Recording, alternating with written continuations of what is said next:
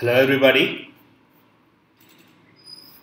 The Pragmatic Lectures is a new venture which focuses on reaching out to the students in these times of pandemic to provide for free lectures and help them in their education.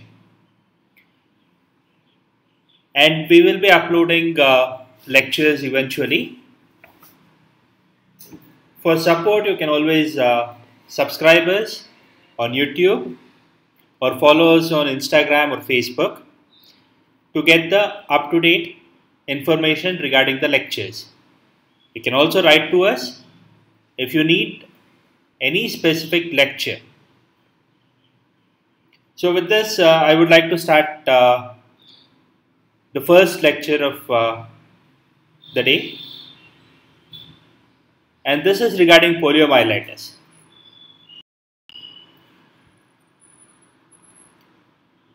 Poliomyelitis or polio is a highly infectious disease that is caused by a virus belonging to the Picornaviridae family.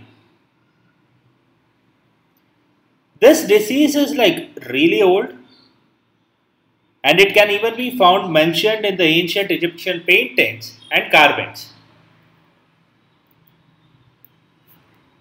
Poliomyelitis is characterized by a few clinical features which can actually be varied, but they generally include mild cases of respiratory illness, gastroenteritis, and malaise to severe forms of paralysis. We have all known polio very well because it is associated with crippling deformities that has actually affected thousands of lives throughout the world. Polio is categorized into 4 types. The first one being inapparent infection without symptoms. So there is poliovirus present in the person, but there are no symptoms of the disease. The second being mild illness or abortive poliomyelitis, where the person who is infected with the virus will generally have mild symptoms such as fever, etc. The third type of polio being aseptic meningitis or non-paralytic poliomyelitis, which is characterized by a severe inflammatory response in the brain. And finally, we have the paralytic poliomyelitis, which is the poliomyelitis that we know and that we have seen. So this is the major concern with regard to polio, because a person can actually be paralyzed irreversibly if care is not taken. This word poliomyelitis is derived from Greek, where polio means grey and myelon means marrow. This disease is an exclusive human disease that is transmitted through the fecal-oral route. So now talking about the morphology and serotypes of the poliovirus. The polioviral particles are very small. They are generally of 25 to 30 nanometer diameter, and they usually have an inner genetic material that is protected by an outer coat or capsid. This outer coat generally has 60 protomers, each made up of 4 different virion proteins called the VP1, VP2, VP3 and VP4. These virion proteins are arranged in a icosahedral symmetry, and they generally contain of 8 strands of proteins that are arranged in a beta sheet array to form a beta barrel. And due to the involvement of so many proteins and due to their intermingling, there are loops that are created across the capsid. And these loops act as the antigenic sites for the combination with corresponding antibodies. As I already told you, the capsid comprises of four proteins, the VP1, VP2, VP3 and VP4. And as you can see in this diagram, all the four proteins are arranged in a specific manner across the capsid. And this is what is known as the icosahedral symmetry. So now there are three different types of serotypes that are called the type 1, type 2 and type 3. And these prototype strains of the poliovirus are specifically called the Brunhilde and Mahoney strains, or the type 1 strain, the Lansing and Meffy or the type 2 strain, the Leon and Sackett strain or the type 3 strain.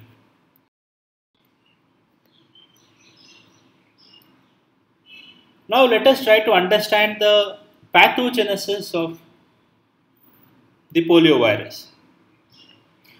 Poliovirus generally enters the oropharynx or the oral and pharynx route and multiplies locally in the tonsils, the lymph nodes of the neck, and also it will subsequently move to the Peyer's patch and the small intestine to multiply. For all this to happen, the virus will need an incubation period of up to 2 to 35 days. There is also another hypothesis that suggests that the virus enters the bloodstream and then enters the tonsils. Generally, after 3 to 5 days of infection, the virus can be found in the stool and also it can be recurred from throat swabs. And during this incubation period, there are no symptoms observed, or there could be mild viremic symptoms that are seen. Also, in a few cases, there are self-limiting episodes of gastroenteritis, respiratory tract infection, and also the influenza-like illness or fever. The viremia, or what we know as the presence of viral particles in the blood, may subside due to the appearance of antibodies, which will act as an immune response towards the entry of the viral particles, or if the immune system has failed to contain the viral particles, it may spread to the central nervous system via bloodstream. And this spread generally occurs via the afferent nerve pathway in the brain to reach out to the other components of the central nervous system. This virus has got a specific affinity for the CD155 receptor, which helps in its attachment and entry into the neuronal cells. And after this virus enters the neuronal cells, it will multiply and eventually destroy the neuronal cell to release the progeny viral particles.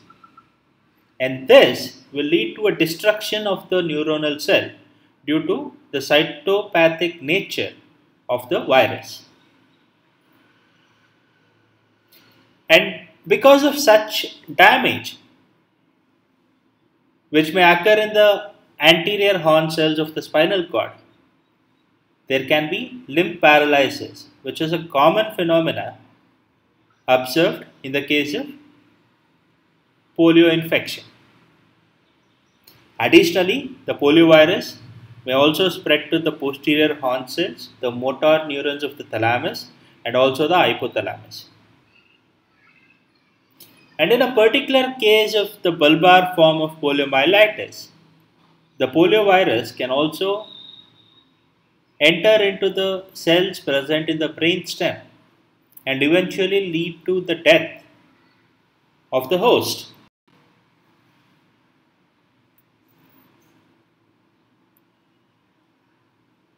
When observed under a microscope, or when the tissue sections of the brain are observed under a microscope, the histological appearance of the affected brain cells generally show vacuolation and infiltration. Also, there is accumulation of plasma cells, the polymorphonuclear neutrophils, and microglia. So, when there is a particular immune response happening against the host cells that are infiltrated by the virus, the infected cells will eventually get phagocytosed by the macrophages. And this will lead to the degeneration of the axons, which is a primary component of a neuron, and leads to a widespread muscular atrophy. And thus it results in what is known as a flaccid paralysis.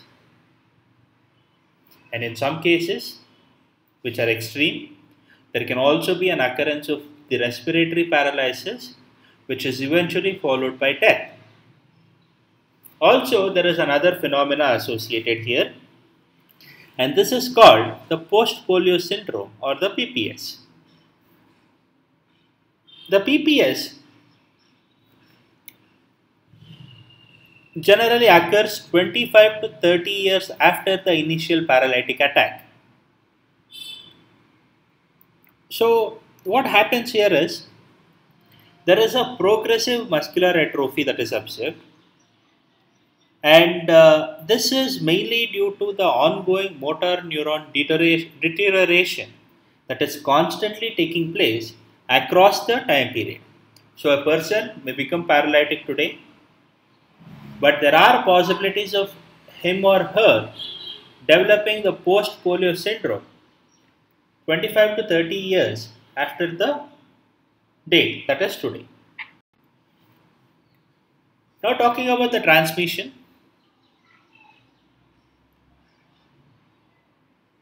poliovirus is generally transmitted through the fecal oral route, and that is the main reason why polio has been a very highly communicable disease across the time period. There is a maximum excretion of virus in the stool, and this can happen mostly in the first 2-3 days of infection, or 2-3 days prior to the occurrence of symptoms, or 1 week after the appearance of the symptoms. And since it is a fecal oral transmission that is observed, there is a rapid spread in the areas with poor sanitation, and also among those populations that are less immune or non-immune.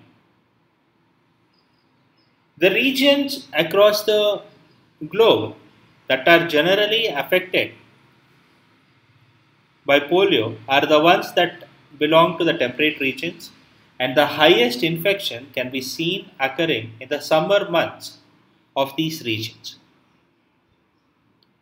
Primarily, the main causes of transmission remain improper sanitation facilities, lack of personal hygiene,